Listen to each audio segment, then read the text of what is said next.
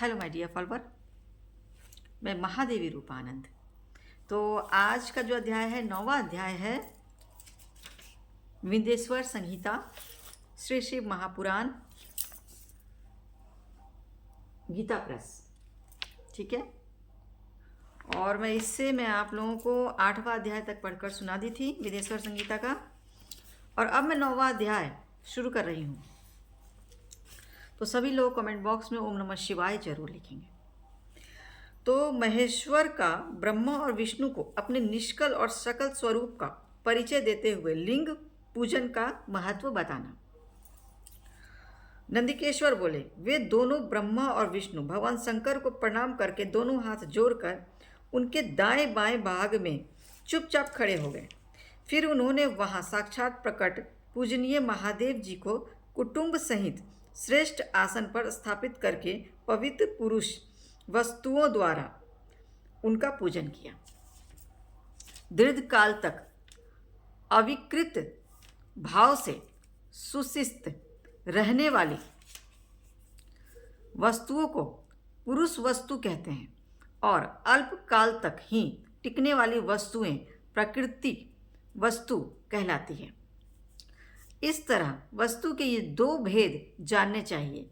किन पुरुष वस्तुओं से उन्होंने भगवान शिव का पूजन किया, यह बताया जाता है। हार, नुपुर, केयूर, किरीट, मणिमय, कुंडल, यज्ञोपवीत, उत्तरीय वस्त्र, पुष्पमाला, रेशमी वस्त्र, हार, मुद्रिका, अंगूठी, पुष्प, तांबूल, कपूर, चंदन एवं अगरुका, अनुलेप, धूप, दीप, श्वेत छत्र, व्यंजन, ध्वजा, चंवर तथा अन्यान्य दिव्य उपहारों द्वारा उन दोनों ने अपने स्वामी महेश्वर का पूजन किया। जिन महेश्वर का वैभव वाणी और मन की पहुँच से परे था, जो केवल पशुपति परमात्मा के ही योग्य थे और जिन्हें पशु बुद्धिजीव नहीं पा सकते थे। हे संत कुमार, स्वामी के योग्य जो जो उत्तम वस्तुएं थी, उन सभी वस्तुओं का, सुनिएगा ध्यान से, उन सभी वस्तुओं का भगवान शंकर ने भी प्रसन्नतापूर्वक यथोचित रूप से सभासदों के बीच वितरण कर दिया, जिससे यह श्रेष्ठ परंपरा बनी रहे कि प्राप्त पदार्थों का वितरण आश्रितों में करना चाहिए। उन वस्तुओं को ग्रहण करने वाले सभासदों में वहाँ कोलाहल मच गया। इस प्रकार वहाँ पहले ही ब्रह्मा तथा विष्णु से पूजित हुए भक्तिवर्धक भगवान शिव विनम्र उन दोनों देवताओं से हंसकर कहने लगे। ईश्वर बोले, हे पुत्रों, आज का दिन महान है। इसमें तुम्हारे द्वारा जो आज मेरी पूजा हुई है, सुनिएगा, इसमें मैं तुम लोगों पर बहुत प्रसन्न हूँ। इसी कारण यह दिन परम पवित्र और महान से महान होगा। आज की यह तिथि शिवरात्रि के नाम से विख्यात होकर मेरे लिए परम प्रिय होगी। इस समय जो मेरे लिंग, निष्कल अंग, आकृति से रहित निराकार स्वरूप के प्रतीक और वेर सकल साकार रूप के प्रतीक विग्रह की पूजा करेगा, वह पुरुष जगत की सृष्टि और पालन आदि कार्य भी कर सकता है। जो शिवरात्रि को दिन रात निराहार एवं जितेंद्रिय रहकर अपनी शक्ति के अनुसार निष्कपट भाव से मेरी यथोचित पूजा करेगा, उसको मिलने वाले फल का वर्णन सुनो। 1 वर्ष तक निरंतर मेरी पूजा करने पर जो फल मिलता है, वह सारा फल केवल शिवरात्रि को मेरा पूजन करने से मनुष्य तत्काल प्राप्त कर लेता है। जैसे पूर्ण चंद्रमा का उदय समुद्र की वृद्धि का अवसर है, उसी प्रकार यह शिवरात्रि तिथि मेरे धर्म की वृद्धि का समय है। इस तिथि में मेरी स्थापना आदि का मंगलमय उत्सव होना चाहिए। हे वत्सो, पहले मैं जब ज्योतिर्मय स्तंभ रूप से प्रकट हुआ था, उस समय मार्गशीर्ष मास में आर्द्रा नक्षत्र था। अतः जो पुरुष मार्गशीर्ष मास में आर्द्रा नक्षत्र होने पर मुझ उमापति का दर्शन करता अथवा मेरी मूर्ति या लिंग की ही झांकी का दर्शन करता है वह मेरे लिए कार्तिकेय से भी अधिक प्रिय है। उस शुभ दिन मेरे दर्शन मात्र से पूरा फल प्राप्त होता है। यदि मेरा पूजन भी किया जाए तो यदि दर्शन के साथ साथ मेरा पूजन भी किया जाए तो उसका अधिक फल प्राप्त होता है, जिसका वाणी द्वारा वर्णन नहीं हो सकता। इस रणभूमि में मैं लिंग रूप में प्रकट होकर भी बहुत बड़ा हो गया था, अतः उस लिंग के कारण यह भूतल लिंग स्थान के नाम से प्रसिद्ध हुआ। हे पुत्रो, जगत के लोग इसका दर्शन और पूजन कर सके, इसके लिए यह अनादि और अनंत ज्योति स्तंभ अत्यंत छोटा हो जाएगा। यह लिंग सब प्रकार के भोगों को सुलभ कराने वाला और भोग तथा मोक्ष का एकमात्र साधन होगा। इसका दर्शन, स्पर्श तथा ध्यान प्राणियों को जन्म और मृत्यु से छुटकारा दिलाने वाला होगा। अग्नि के पहाड़ जैसा जो यह शिवलिंग यहाँ प्रकट हुआ है, इसके कारण यह स्थान अरुणाचल नाम से प्रसिद्ध होगा। यहाँ अनेक प्रकार के बड़े बड़े तीर्थ प्रकट होंगे। इस स्थान में निवास करने वाले या मरने से जीवों का मोक्ष हो जाएगा। सुनिए,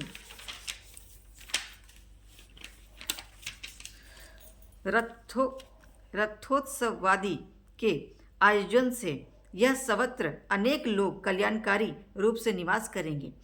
इस स्थान पर किया गया दान, हवन तथा जप यह सब करोड़ गुना फल देने वाला होगा। यह क्षेत्र मेरे सभी क्षेत्रों में श्रेष्ठतम होगा। यहाँ मेरा स्मरण करने मात्र से प्राणियों की मुक्ति हो जाएगी, अतः यह परम रमणीय क्षेत्र अति महत्वपूर्ण है। यह सभी प्रकार के कल्याणों से पूर्ण, शुभ और सबको मुक्ति प्रदान करने वाला होगा।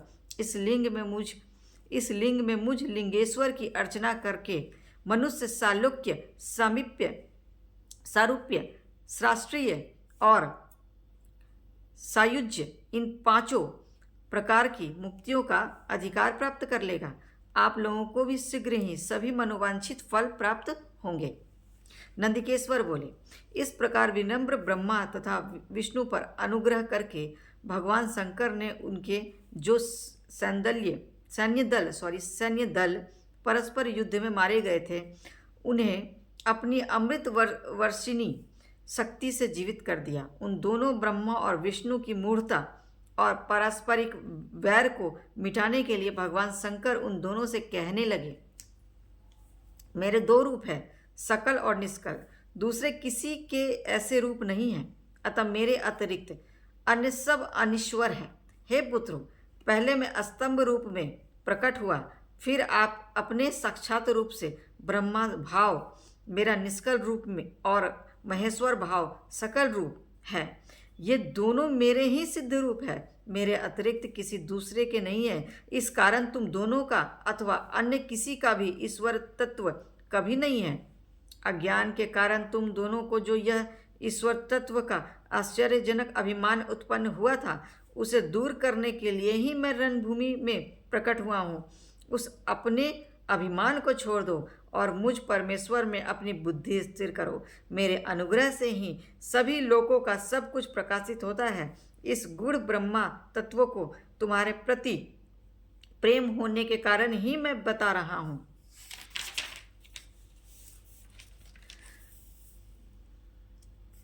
मैं ही परब्रह्म हूँ।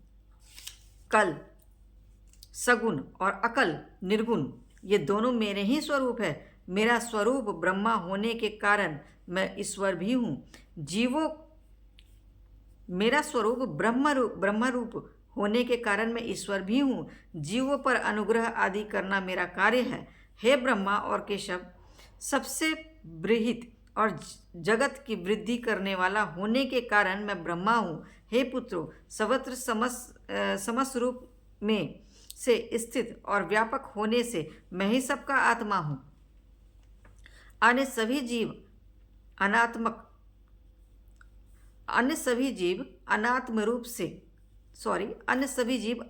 रूप है, इसमें संदेह नहीं। सर्ग से लेकर अनुग्रह तक आत्मा या ईश्वर से भिन्न जो जगत संबंधी 5 कृत्य है, वे सदा मेरे ही हैं। मेरे अतिरिक्त दूसरे किसी के नहीं हैं, क्योंकि मैं ही सबका ईश्वर हूँ। पहले मेरी ब्रह्मा रूप का पहले मेरी ब्रह्म रूपता का बोध कराने के लिए निष्कल लिंग प्रकट हुआ था। फिर तुम दोनों को अज्ञात ईश्वर का स्पष्ट साक्षात्कार कराने के लिए मैं साक्षात जगदीश्वर ही सकल रूप में तत्काल प्रकट हो गया। अतः मुझ में जो इस तत्व है उसे ही मेरा सकल रूप जानना चाहिए, तथा जो यह मेरा निष्कल स्तंभ है यह मेरे ब्रह्म स्वरूप का बोध कराने वाला है। हे पुत्रों, लिंग लक्षण युक्त होने के कारण यह मेरा ही लिंग चिन्ह है। तुम दोनों को प्रतिदिन यहाँ रहकर इसकी पूजा करनी चाहिए। यह मेरा ही स्वरूप है और मेरे समीप्य की प्राप्ति करने वाला है। लिंग और लिंगी में नित्य अभेद होने के कारण मेरे इस लिंग का महान पुरुषों को भी पूजन करना चाहिए। हे वत्सो, जहाँ जहाँ जिस किसी ने मेरे लिंग को स्थापित कर लिया वहाँ मैं अप्रतिष्ठित होने पर भी प्रतिष्ठित हो जाता हूँ। मेरे एक लिंग की स्थापना करने का फल मेरी समानता की प्राप्ति बताया गया है। एक के बाद दूसरे शिवलिंग की भी स्थापना कर दी गई, तब फलस्वरूप मेरे साथ एकत्व सायुज्य मोक्ष रूप फल प्राप्त होता है। प्रधानतया शिवलिंग की ही स्थापना करनी चाहिए। मूर्ति की स्थापना उसकी अपेक्षा गौण है। शिवलिंग के अभाव में सब ओर से मूर्ति युक्त होने पर भी वह स्थान क्षेत्र नहीं कहलाता। तो ये था 9वां अध्याय विदेश्वर संहिता श्री शिव महापुराण और गीता प्रेस की बुक से मैंने 9वां अध्याय आप लोगों को पढ़ के सुनाया है, और इसके बाद मैं 10वां अध्याय भी पढ़ के सुनाऊंगी फिर किसी दिन। आज 9वां अध्याय मैंने पूरा किया। तो जितने भी मेरे नए फॉलोअर्स जुड़ रहे हैं वो शुरू से जो मैंने शुरू का एपिसोड बनाया है शुरू से सुनिएगा तो आपको बहुत अच्छे से समझ में आएगा श्री शिव महापुराण। तो मैं जो है श्री शिव महापुराण ही नहीं, मैं आपको जितने भी पुराण हैं सारे पुराण पढ़कर सुनाऊंगी, वेद भी पढ़कर सुनाऊंगी। तो बहुत बहुत धन्यवाद मुझसे जुड़ने का। Thank you.